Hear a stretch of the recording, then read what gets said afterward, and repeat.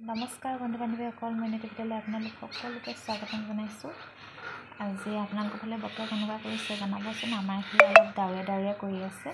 তাৰপিছত বলকচোন আজি আমাৰ সৰু বাৰীখন দেখুৱাওঁ। মানুহজনে অলপকৈ খেতি কৰিছে, তাকে দেখুৱাওঁ বুলি ভাবিছোঁ আপোনালোককো।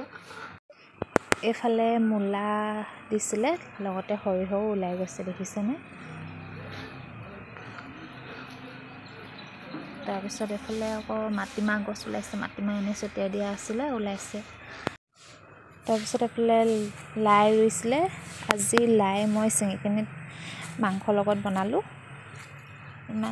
ইমান জোপা হৈছে আৰু এয়া সৰু সুৰাকৈ অলপ খেতি কৰিছে। তাৰপিছত এইফালে ধনিয়া দিছিলে, ধনিয়াখিনি সৰুকৈ ওলাইছে, লগতে মূলা গুটিও পৰি গ'ল নেকি, মূলাও ওলাইছে। তাৰপিছত এইফালেও লাই ৰুই থৈছে, এইজোপা পাছতো আছে, সেইকাৰণে সৰু হৈ আছে। এইফালে ধনিয়া